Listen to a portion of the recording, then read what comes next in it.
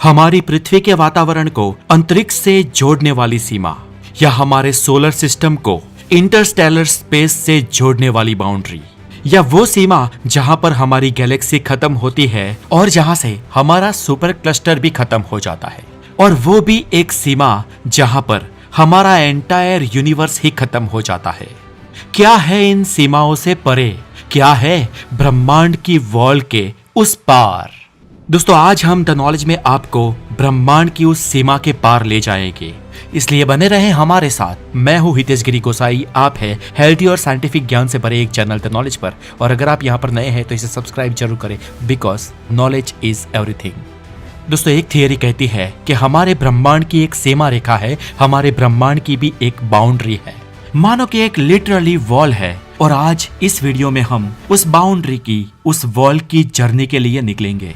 लेकिन उससे पहले बताओ दोस्तों, तो हमारा ब्रह्मांड इतना विशाल है कि कोई आम इंसान के लिए या कोई व्यक्ति जो साइंटिफिक समीकरण या फिजिक्स को नहीं समझता, उसके लिए इसकी कल्पना भी कर पाना मुश्किल है। और हमारे इस विशाल ब्रह्मांड में बेहद ही विशाल, लेकिन ब्रह्मांड की तुलना में बहुत ही छोटी ऐसी बहुत सारी संरचनाएं हैं, जैसे कि सुपर क्लस्टर्स, उनके अंदर ऑर्डिनरी क्लस्टर्स, उनके अंदर विशालकाय गैलेक्सीज, और इवन उनके अंदर उनसे भी बहुत छोटी चीजें, यानी कि छोटे बड़े सोलर सिस्टम्स। और इन्हीं में से एक हमारा सोलर सिस्टम है। और हमारे एंटायर सोलर सिस्टम के सामने, जिसका द्रव्यमान 1% भी नहीं है, ऐसी एक हमारी पृथ्वी भी एक छोटे से डॉट के रूप में विराजमान है। और आज दोस्तों, हम ब्रह्मांड के इन्हीं सब ऑब्जेक्ट्स की बाउंड्रीज को क्रॉस करने जा रहे हैं।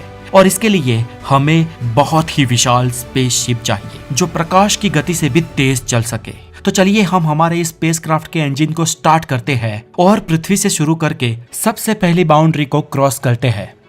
जैसे ही हम पृथ्वी के समुद्री तल से 100 किलोमीटर ऊपर आसमान में पहुंचेंगे, हमारी पहली बाउंड्री आएगी। पृथ्वी की इस सीमा पर कोई भी फ्लाइट्स या एरोप्लेन नहीं उड़ सकते। सभी पैसेंजर प्लेन्स पृथ्वी की सतह से करीब 10 से 11 किलोमीटर की ऊंचाई तक ही उड़ते हैं, लेकिन हम हैं 100 किलोमीटर ऊपर, जो पैसेंजर्स फ्लाइट की हाइट से 10 टाइम्स ऊपर है। और पृथ्वी की समुद्री सतह से 100 किलोमीटर ऊपर ये जो लाइन है, ये जो पॉइंट है, इसे कर्मन लाइन कहते हैं। और ये पृथ्वी के एटमॉस्फेयर को आउटर स्पेस से अलग करता है। जैसे ही हम कर्मन लाइन को क्रॉस करते हैं, हम पृथ्वी की सतह से आउटर स्पेस में पहुंच जाते हैं। अब हम यहाँ से आगे बढ़ते हैं और पहुंचते हैं हमारे एंटायर सोलर सिस्टम की सीमा पर। जुपिटर, सैटर्न, यूरेनस और नेपच्यून को पार करते हुए और डॉर्फ प्लैनेट्स को भी पार करते हुए, कोर सोलर सिस्टम के नजारे देखते हुए हम सीधा हाई स्पीड पर पहुंच जाते हैं पृथ्वी से 100 एस्ट्रोनॉमिकल यूनिट दूर तक। आपको बता दें कि एक एस्ट्रोनॉमिकल यूनिट यानी करीब 15 करोड़ किलोमीटर होते हैं, जो सूरज और पृथ्वी की दूरी के बराबर है। और जब हम 100 एस्ट्रोनॉमिकल यूनिट दूर तक जाएंगे, ये दूरी पृथ्वी और सूरज के बीच की दूरी से 100 टाइम्स अधिक तक हो जाएगी। और ये पॉइंट हमारे कोर सोलर सिस्टम की बाउंड्री माना जाता है, जिसे सोलर सिस्टम का हीलियोस्फीयर कहा जाता है, क्योंकि यहाँ तक पहुँचते पहुँचते सोलर विंड्स बहुत ही मंद हो जाते हैं। इसके बाद एक और लेयर आता है जिसे हीलियोपॉज कहते हैं, और इसकी सीमा तक पहुँचते पहुँचते तो सोलर विंड्स तकरीबन खत्म ही हो जाते हैं। और यहाँ से भी आगे बढ़ने पर हमारा स्पेसक्राफ्ट हिलने डुलने लगेगा, क्योंकि यहाँ पर बहुत सारे मैसिव गैसेस हैं। लेकिन जैसे ही हम यहाँ से कुछ एस्ट्रोनॉमिकल यूनिट्स आगे बढ़ेंगे, हमारा स्पेसक्राफ्ट अंधेरे में पहुंच जाएगा। इतनी दूर यहाँ तक भी पहुंचने पर हमें 2 मैन मेड ऑब्जेक्ट्स देखने को मिलेंगे, जो होंगे नासा ने भेजे वॉयेजर 1 और वॉयेजर 2। वॉयेजर 1 साल 2004 में हमारे कोर सोलर सिस्टम के हीलियोस्फीयर की बाउंड्री को क्रॉस कर गया था, और वॉयेजर 2 2007 में। अब दोस्तों, इतनी दूरी पार करके हम इंटरस्टेलर स्पेस में पहुंच चुके हैं, और हम प्रकाश की गति से भी ज्यादा तेजी से 2 लाख एस्ट्रोनॉमिकल यूनिट्स दूर पहुंच जाते हैं। जानता हूँ प्रकाश की गति को पाना किसी भी ऑब्जेक्ट के लिए पॉसिबल नहीं है, तो उससे अधिक स्पीड तो हम कैसे पा सकते हैं। लेकिन दोस्तों, यहाँ पर कल्पनाओं के घोड़ों को दौड़ाया गया है, क्योंकि आपको बहुत ही कम समय में पूरा यूनिवर्स दिखाना है। और यहाँ पर हम क्या देखते हैं? यहाँ पर तो बहुत सारे चट्टाने, पत्थर, बड़े बड़े रॉक्स और बहुत बड़े स्टोन्स और आइसी ऑब्जेक्ट्स स्पेस में यहाँ वहाँ घूम रहे हैं। ये स्टोन्स और रॉक्स से बना एक बहुत बड़ा क्लाउड है, और ये हमारे एंटायर सोलर सिस्टम को घिरे हुए है। अंतरिक्ष का ये जो विस्तार है, इसे ओल्ट क्लाउड कहते हैं। ये विस्तार सूरज से करीब 5000 एस्ट्रोनॉमिकल यूनिट की दूरी से शुरू हो जाता है। और करीब 1,00,000 एस्ट्रोनॉमिकल यूनिट तक फैला हुआ है। दोस्तों ये ओर्ट क्लाउड ही वो विस्तार है जहां से म्यूटेरॉइड्स और कॉमेट्स कोर सोलर सिस्टम की विजिट पर आते हैं। और जब ये ओर्ट क्लाउड में होते हैं पूरे बर्फ से बने होते हैं, और जब ये कॉमेट्स कोर सोलर सिस्टम में आते हैं तब सूरज की गर्मी से उनकी बर्फ पिघलने लगती है, जिससे जब वो हमारे नजदीक आते हैं तो पृथ्वी से देखने पर वो पूंछ वाले तारे की तरह चमकते हैं, और इन्हीं को हम कॉमेट्स कहते हैं। एंड साइंटिस्ट बिलीव्स कि ज्यादातर कॉमेट्स जो कोर सोलर सिस्टम में आते हैं वो यही ओर्ट क्लाउड के विस्तार से हमें विजिट करने आते हैं।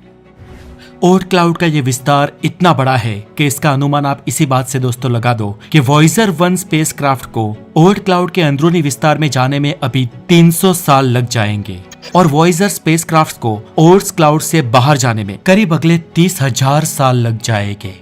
और 1,00,000 एस्ट्रोनॉमिकल यूनिट को पार करने के बाद भी ये सडनली नहीं लेकिन धीरे धीरे डिक्रीज होता है।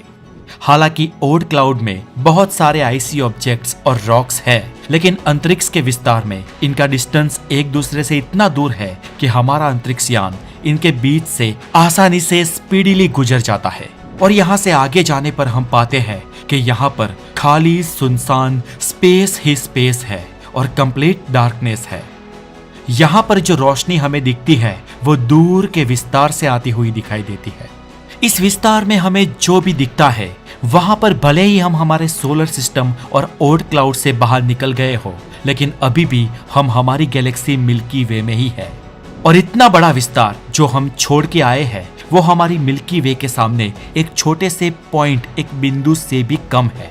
और यहाँ पर जो हमें ये दूर दूर से आती हुई रोशनी या ये बड़ा विस्तार दिखता है वो हमारी मिल्की वे गैलेक्सी ही है। हमारी मिल्की वे गैलेक्सी करीब 1,06,000 लाइट ईयर में फैली हुई है। जी हाँ, लाइट ईयर, ये एस्ट्रोनॉमिकल यूनिट से भी बहुत बड़ा नंबर है। प्रकाश 3 लाख किलोमीटर पर सेकंड की रफ्तार से पूरे साल तक जो विस्तार तय करता है उसे महज 1 लाइट ईयर कहते हैं। किलोमीटर्स में नापे तो 1 लाइट ईयर मतलब 9.5 ट्रिलियन किलोमीटर। और दोस्तों हमारी मिल्की वे गैलेक्सी करीब 1,06,000 लाइट ईयर के विस्तार में फैली हुई है। सोचिए कितनी बड़ी होगी मिल्की वे। इन कन्वेंशनल रॉकेट हमारी मिल्की वे गैलेक्सी को पार करने में हमें करीब बिलियंस ऑफ ईयर लग जाएंगे। लेकिन दोस्तों हमें तो जल्दी जल्दी आगे बढ़ना है, इस वीडियो में ही सब कुछ कवर कर लेना है। इसलिए इमेजिन करो दोस्तों कि हम प्रकाश की स्पीड से भी हजारों गुना ज्यादा रफ्तार से चलने वाले किसी स्पेसक्राफ्ट में बैठे हैं। इसलिए हम कुछ ही घंटों में मिल्की वे गैलेक्सी के भी एज तक पहुंच जाते हैं। और यहाँ पर पहुंचने पर आप क्या देखते हैं? तो यहाँ पर आप देखते हैं there is no more interstellar winds.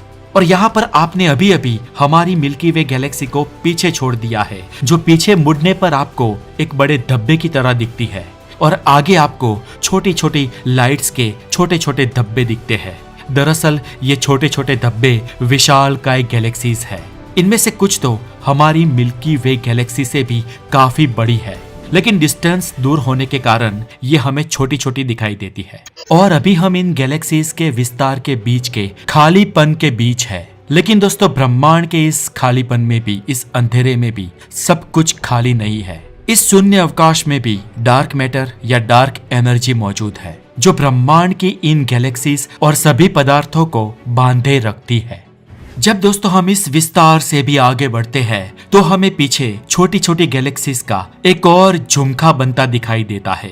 और आगे और विस्तार में जाते हुए हम पीछे जब देखते हैं तो गैलेक्सीज का एक बहुत बड़ा ग्रुप बन गया है। इसमें हमारी गैलेक्सी मिल्की वे भी मौजूद है।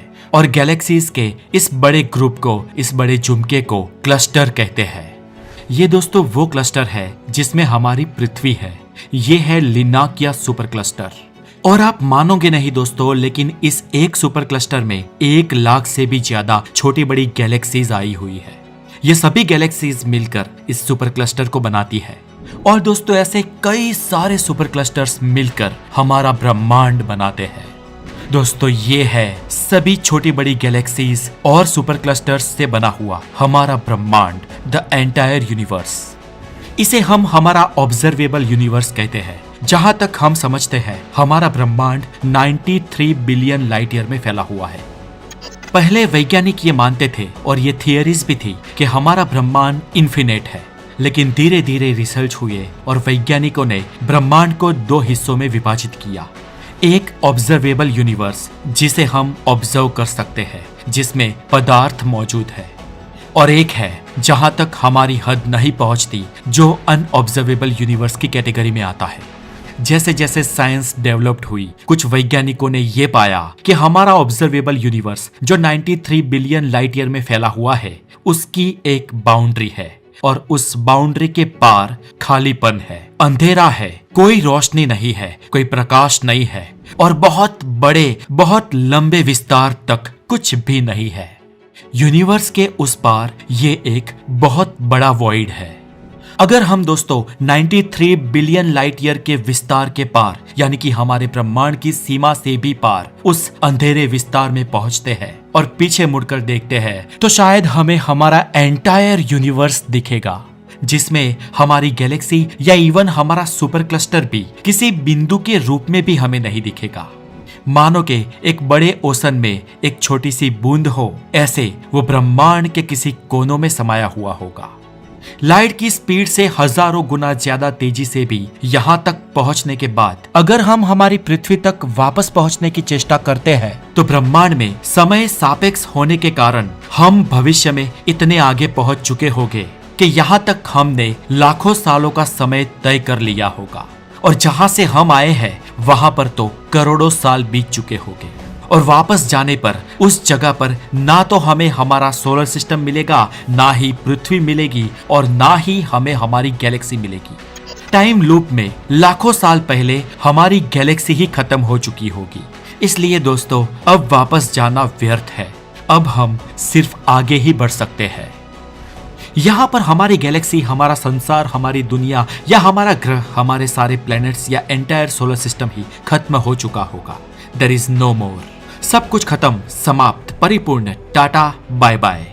लेकिन लकीली हम हमारे सुपर फास्ट स्पेसक्राफ्ट में बैठे हैं, और इस स्पेसक्राफ्ट में हम ब्रह्मांड के छोर, यानी कि हमारे घर से करीब 93 बिलियन लाइट ईयर दूर पहुंच गए हैं। और स्पीड लगाने पर बूम, हम हमारे ऑब्जर्वेबल यूनिवर्स को अब पीछे छोड़ चुके हैं। हम उसकी सीमा को लांघ चुके हैं और हम वहां पहुंच गए हैं जहां पर हमारे यूनिवर्स की सीमा ही खत्म हो चुकी है। We are arrived our destination, जिसे कहते हैं अ रेडिनेस सुपर वॉइड। दोस्तों, इस जो मैं सुपर वॉइड की बात कर रहा हूँ, ये द बूडीज वॉइड नहीं है, जिसके बारे में आपने पढ़ा होगा या यूट्यूब पर वीडियो देखे होंगे। बूडीज वॉइड हमारे यूनिवर्स के बीचों बीच आया हुआ ऐसा खाली स्पेस है जो 330 मिलियन लाइट ईयर में फैला हुआ विस्तार है, और जिसके बीच ना कोई गैलेक्सी, ना कोई ग्रह और ना कोई पदार्थ मौजूद है। ब्रह्मांड के बीचों बीच इतना बड़ा खालीपन कैसे जन्मा, यह किसी को नहीं पता। लेकिन दोस्तों, यहाँ पर हम जिस सुपर वॉइड की बात कर रहे हैं उसे एरिडानेस सुपर वॉइड कहते हैं, और हमारे अब तक के मेजरमेंट्स और इक्विपमेंट्स ने हमें ये बताया है कि ये सुपर वॉइड कम से कम 1.8 बिलियन लाइट ईयर में फैला हुआ है। कुछ वैज्ञानिक मानते हैं कि ये सुपर वॉइड उस बात का सबूत है कि उसके उस पार समथिंग बिग इनफ मौजूद है, मतलब कि जो हमारे यूनिवर्स का नहीं है। क्या लगता है आपको, इतने बड़े सुपर वॉइड के उस पार क्या होगा? तो दोस्तों, कुछ वैज्ञानिक मानते हैं कि इस सुपर वॉइड के उस पार जो होगा वो अनदर यूनिवर्स हो सकता है, और यहां से ही जन्मी है मल्टीवर्स या मल्टी यूनिवर्स थियरी। ये थियरी बताती है कि हमारे ब्रह्मांड के जैसे बहुत सारे ब्रह्मांड हैं, और सभी ब्रह्मांडों के बीच एक सुपर वॉइड, एक बहुत बड़ा खालीपन मौजूद है, जो सभी ऑब्जर्वेबल यूनिवर्स को एक दूसरे से अलग करता है। इमेजिन, ये सभी ब्रह्मांड बबल्स के रूप में मौजूद हो सकते हैं।